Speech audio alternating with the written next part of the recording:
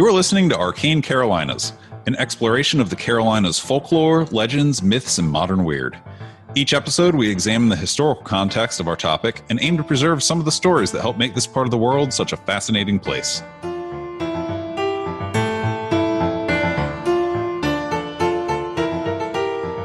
Let's introduce ourselves. Sure. I'm Charlie Mushaw, a fan of the paranormal, weird, and unexplained. I'm Michael G. Williams. I am an award-winning novelist. I write horror, science fiction, and urban fantasy, as well as crossovers between all of those. And I am a born and bred native of the mountains of Western North Carolina.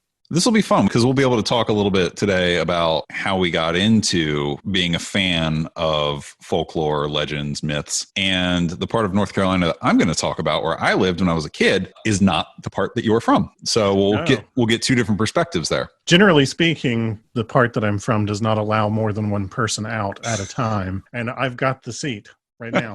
So. Okay. And you're not going back. No, I'm holding the gate pass, and that's it. So the market for counterfeit passes is very hot right now because you've had the pass for so long. Oh, yeah. They might have figured out you're not coming back. Like 30 years almost. What's this show about? You know, the intro covers it a little, but let's dig into a little bit more about the breadth of topics that we're going to cover. One of the things we're obviously going to talk about is the supernatural as it manifests in North Carolina and South Carolina, according to reports of those sorts of events. But when we say the supernatural, what exactly do we mean? It's a big, big tent under the supernatural. We can talk about a lot of things under that, though. We can talk about ghosts, ghost stories, legends of sort of psychic phenomena, things like that. Basically, we're going to go with like the X-Files model, right? Yeah. UFOs, whatever that might mean, whether extraterrestrial or otherwise, but UFOs, cryptozoology, monsters. We're also going to talk about things that are a little more, I don't want to say mundane, but explicable. Yeah. Things that are, general oddities, forgotten knowledge, strange things that have happened in North Carolina and South Carolina's past, and strange things that are happening right now. North Carolina and South Carolina, and the ways that those things interconnect. Because there's plenty of off the beaten path stuff that is perfectly able to be explained, but is still a story worth preserving. Yes, absolutely. And the sort of thing that people might not think still happens anymore, or they might not think that it ever happened in the first place. It might be the sort of thing that if they read it, they would assume a novelist had made it up, when in fact it's true. And all of this, again, like you said, will be based in North and South Carolina. Yeah, I think X-Files, Unsolved Mysteries, the unexplained, local legends, critter sightings, you name it. We can talk about all these things. Talk about my backyard for critter sightings. It's like the opening scene of Bambi, except it's snakes and turtles. It's not like warm and fuzzy animals because they all got eaten either by my neighbor or by the snakes. Are you sure you're not from the part of the state that I'm from? One thing that I think it's important that we touch on when we talk about what we're going to be discussing is to acknowledge that there was a radio program in the 40s in North Carolina called Tales of Tarhelia. It was by a guy named John Hardin. It aired on WPTF, which is still around as a radio station. Apparently it's been around since 1924. It's changed hands a couple of times. It broadcasts on 680 AM and 98.5 FM out of Raleigh currently. He was like a fan of folklore and legends, all the stuff we just talked about. So the show started where he drew from his personal file of ghost stories and mysteries. And the program ran regularly for 18 months between 1946 and 1947. And it became so popular that it actually led to him publishing books through UNC Press that were a collection of the stories that he had from his personal file that callers would call in with. The one is, I think, the 14th printing of it. Is The Devil's Tramping Ground and Other Stories. Really awesome stuff. The covers definitely vary by printing on coolness. This is one of the cooler ones. Some of the later ones look a little lazy, like it's like clip art. But if you can pick it up, it's a good read. And I think sort of doing like a spiritual successor to that idea. Yeah, it kind of sounds like this was North Carolina's Charles Fort. We're also including South Carolina. Mm-hmm. Which was not a part of that show. We'll probably cover some similar ground, but with the modern stuff we incorporate, I think it'll be its own thing. I find it interesting that this guy existed sort of at the cultural and technological crossroads of Charles Fort and Fortiana and like coast to coast. Oh my God, coast to coast. Yes. The types of people that call into coast to coast with their awesome stories, we want to find you and we want you on this show. If your story is about the Carolinas. Yes. Coast to mountain. I mean, I would listen to their story, but not use it. Before we dive into telling folks any stories about the Carolinas, let's tell them a little about ourselves and let them know why this sort of stuff interests us. Like I said, I grew up in Western North Carolina. I grew up in Appalachia. I grew up in a pretty remote part of the mountains, and a place where there was still a really strong sort of tradition of storyteller culture and storytelling as a way to like pass down oral tradition, verbal lore, things like that. I tell people I'm from Asheville because that's the place they've heard of, but I'm not from Asheville. I'm from a place where I was told that Asheville was the big city and dangerous, literally because it had sidewalks. I grew up in a place where, that storytelling tradition lived alongside a lot of very explicit supernatural belief. And that supernatural belief had to exist within a very specific context of what sorts of supernatural beliefs were permissible. Yeah. But, those supernatural beliefs also had to take into account people's experience. I'm going to get really academic here, but if you look back across like 19th century horror literature, there was a really strong sense of like nature as not necessarily menacing, but as other. Oh yeah, definitely. The fear of the unknown and the like lack of knowledge surrounding what made things the way they are. And you look at stories like The Wendigo, the short story Wendigo. That's a documentary. I would be surprised if it's documentary.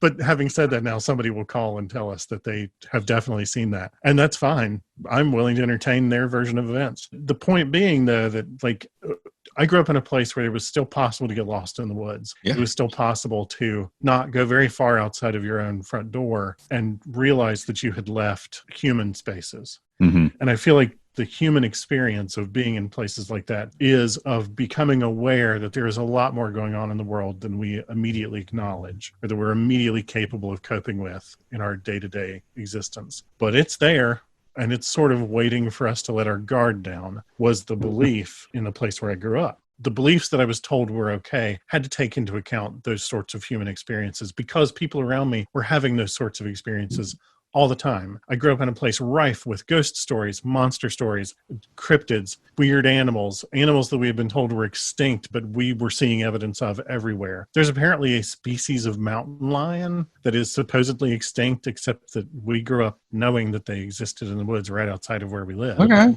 Things like that. And all of that experience had to get wrapped up in a very specific religious context in order to be talked about openly. So we had all these mutually conflicting beliefs that we were being told to have in our heads at all times.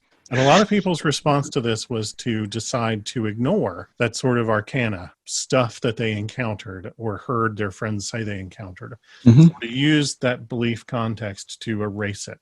And my response to it was to go looking for it because it was clear to me that the explanation that I had been given was insufficient to the data that we were all collecting in our daily lives. Yeah. That made me a huge fan of this kind of thing. It was obvious the world was more complicated than I was being told. And experiences of my own, maybe I'll go into them in some detail, but, seeing a UFO in junior high, things like that.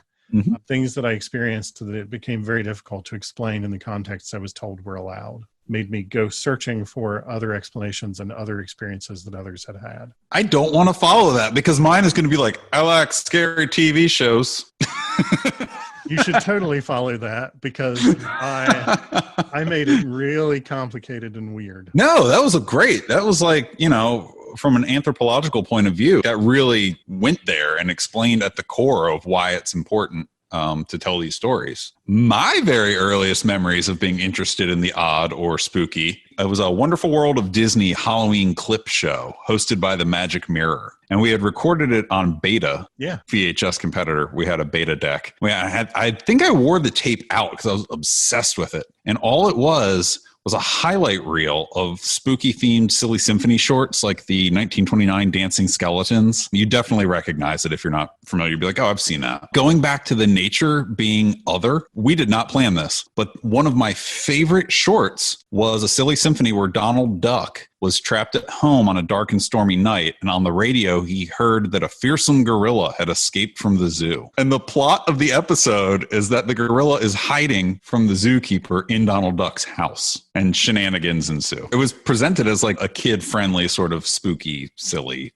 story, right? But it had to do with that nature being other. So that's my very earliest memory. But Where it really started to gel for me was as a kid, I lived in a neighborhood in what is now considered North Raleigh. I don't know what it was called at the time. I think we just called it Raleigh, but now it's North Raleigh if you ask a real estate agent. And it was a great neighborhood, great mix of kids, older kids, younger kids. And the older kids would tell the younger kids about a monster that lived in the woods at the end of the street. Really? So you can look it up. The neighborhood is Stonehenge. The road is Foggy Bottom Road.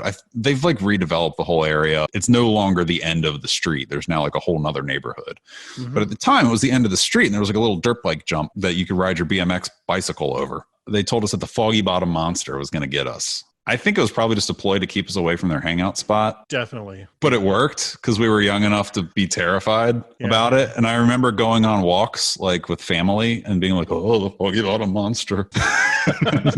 So that neighborhood was great, right? Because everywhere spooky was cool. It was the era of Ghostbusters. And again, there were older kids. So we were like cognizant that slasher films existed, like Nightmare on Elm Street or Friday the 13th, wildly inappropriate for the age. And we weren't watching them, but we were aware of the iconic characters. Wild imaginations. Spooky food products were a thing, like Ecto Cooler. They were definitely marketing to kids with the shows and movies they made. Castlevania 2 was the first video game I ever bought with my own money. And that is just a who's who of spooky creatures as you like travel the Transylvania countryside and like battle all these different creatures. I loved that game.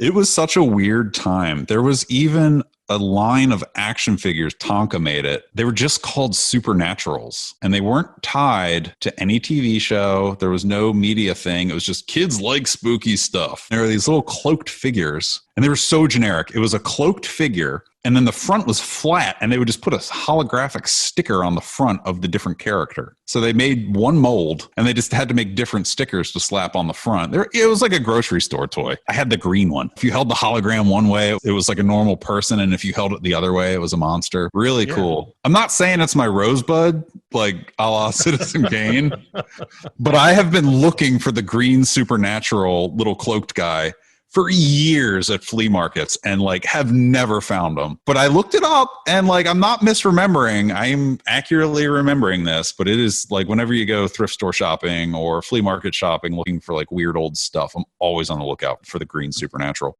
I say all that to say that this was a time where we were getting drilled into us as kids that anything spooky was inherently awesome. Will Smith did a Nightmare on Elm Street rap. It was not even a part of the soundtrack to a movie. It was on his own album. That's wild. Yeah, it charted as a single in the top 10 hip hop singles the year that it came out. Very weird time to be an impressionable youth because, full disclosure, I was a massive scaredy cat.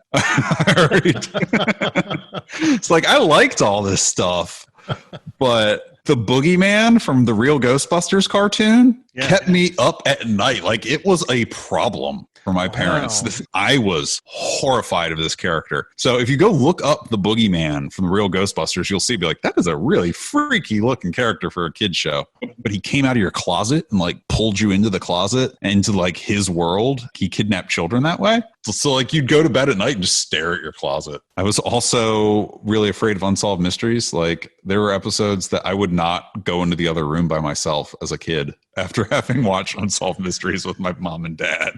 Unsolved Mysteries was definitely a family event for us, for sure.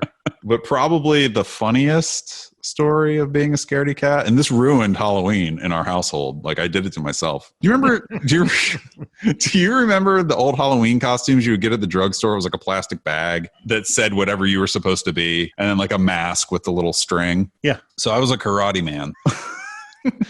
Legally distinct from a karate kid. Right. So I'm karate man, and I'm walking around the neighborhood with my dad. And like I said, it was a great neighborhood. Lots of families, lots of kids. So this one house did a big haunted house every year. There was a line down the block to get into this house. And I'm basically wearing a trash bag and a plastic mask that doesn't breathe, hyperventilating in line because I am so filled with excitement to go in, but also fear of the unknown. And my dad strikes up a conversation with what I remember to be a teenager in front of us who was some sort of like zombie or vampire, something very undead. Sure. And he turns around and he bites down on a blood capsule and it starts coming down his face. And the kid was being nice. Immediately throw up in my mask. Oh. Had to go home. Didn't get to do the haunted house. Was so scared. I kind of ended Halloween. house. Oh, poor kid Charlie. Oh, Yeah. man. So that was all like second or third grade. And somewhere along the lines, like the series of books came out, Scary Stories to Tell in the Dark. Are you familiar with those? Yes. Yeah. And the illustrations in that was just nightmare fuel. They've actually re-released them as a box set and changed the illustrations. Wow. Which to me kind of undercuts just how scary they were to kids. To give you some actual examples from when I was a kid, in terms of like earliest stuff, Yeah. just by coincidence, I grew up near Transylvania County. We went to Transylvania County all the time. And the name was so different from the other counties around us that it led me to doing a lot of reading, looking up what is Transylvania, and then immediately falling in love with Dracula and vampires and all. Sure. I grew up in a family full of stories of how people who were dying could see and speak to the dead. And Yep. And so there were a lot of stories of like, oh, when he was dying, he spoke to his father and things like that. Yep. That kind of stuff was very popular in my family. There were also stories of more innocent and explicable events and how funny it was when people believed in the inexplicable version of what they believed had happened. For instance, an ancestor of mine was a renowned evangelical firebrand in his area. And apparently one time he was preaching and a thunderstorm broke out and somebody's dog went and hid under the church to hide from the thunder, and then got too excited by the thunder and started barking and running around under the church. And the guy started exclaiming, "It's Satan. He has come to fight me."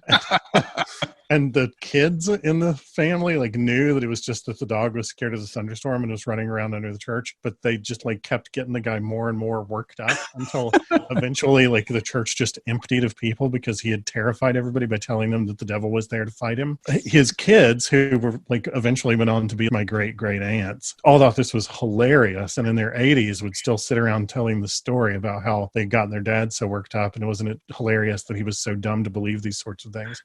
But at the same time, I grew up in a town that had things like the inexplicable family that nobody ever saw very much and were very much like the X-Files episode Home. I don't want to talk about that episode. Right. Oh my God. Yeah, Can we talk about that for a second? Sure. Like not the specifics. X-Files came along and was like the perfect blend of supernatural UFOs and cryptids. I'm not saying that Halloween was back on in our household, but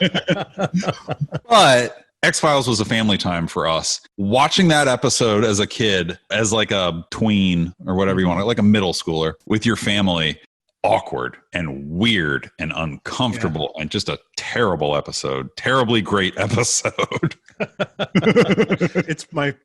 It might be my favorite episode. I'm not sure. It strikes a little close to home, but it's no pun intended, but it's you got the pass. It's fine. You got the pass. You're gone. Right. They can't take me back. No takesies, backsies. My therapist and I have worked on that a lot. I'm going to delete that because it's actually true. Other things that happened. I knew lots of people who also saw UFOs when I was growing up. People were very hesitant to discuss those sorts of things, but enough people talked about them for it to become clear that lots of people were having those sorts of experiences. I worked in a haunted library at one point. Lots of weird stuff like that happened in that place, and I experienced firsthand. Eventually, we found out that there was an NSA listening post in our town. Nobody really understood why there was an NSA listening post. But that's very strange. Yeah, it's a very interesting place. And probably for that family that nobody saw. Probably. It's just chock full of stuff like that. Supernatural phenomena abound. As a small child, I had to be told how to recognize the paw prints of the mountain lions that would have carried me off if I didn't keep an eye out for them. Things like that. Very different threats in our childhood. Yeah, it was an interesting place. It was a very interesting place. So that's a little bit about us. We're going to get into some great topics. We hope you join us for them. We need to set expectations about episode frequency. Yes. Because we are going to come out swinging. Yeah, we're going to launch with a ton of episodes, but then after that, how frequent are they going to be? At a minimum, one a month, hopefully more than that, too. That would be the ideal. Because we want to put quality research into the episodes. We don't just want to come on here and read you what you could find in a Wikipedia article. We want to do a little bit of digging. We want to try to find witnesses. We want to try to find expert sources to come on and talk to us about stuff. To do that sustainably will require a little bit of time. So again, we're going to come out swinging. We're going to get you through fall 2020 with a bunch of episodes because we figured that's a great time to launch, right? Halloween, fall. Everybody loves the spooky times. Real talk, my elementary school library stocked multiple books about psychic phenomena. That's awesome. It was a weird time to be a kid. Like in the 80s, it was a very weird time. The shopping mall in Asheville, there was a whole satanic panic conspiracy theory about that shopping mall and weird rumors and stories of children disappearing and things like that. People didn't have access to information the way that they do now, and they were just doing the best they could with what they had, I think, in a lot of cases. It's important to take that into context when you look back on that time. What seems absolutely insane to us now as a result of our having access to more information. But let's talk about where you can find us on the web. We're at www.arcanecarolinas.com. Social media, Facebook, Twitter, Instagram. We have a web store with our logo, some t-shirts and pint glasses and koozies. Stuff like that. If you want to get into some crazier stuff, I got your cursed dirt. If you want to be a Patreon backer, I'll mail you some cursed dirt and you'll get access to videos, behind the scenes stuff, Patreon exclusive merchandise. I now have this image of you wearing one of those like baseball park popcorn vendor trays, and only you're like, cursed dirt. Cursed dirt, get your cursed dirt here. But yeah, arcanecarolinas.com is going to be your portal to all of our online presence. So if you don't want to remember the Facebook, the Twitter, the Instagram, the Patreon, the web store, all you need to remember is arcanecarolinas.com. Yep. And if you go to that URL, all of those resources will be available right there. As well as links to things like stuff we talked about on the show, etc. Pictures. Oh, I got some good pictures. I'm really looking forward to launching this show. Rockin'. Great. Is that it? I think that's probably it. Shall you play us off? Happily. Spookily. Supernaturally. Super.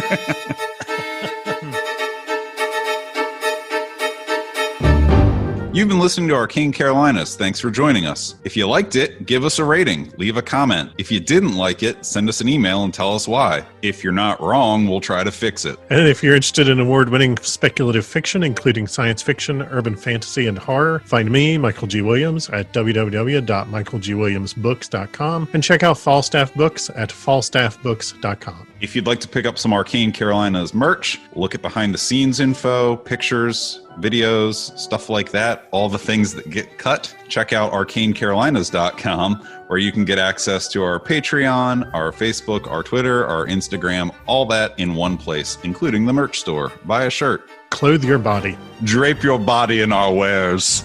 Be our living billboards. I think it'll be funny when you're like, I'm an award-winning novelist. I'm like, I'm a guy that ate too much pizza last night. This is why you get Patreon, so that you can watch me make funny faces and make silly noises.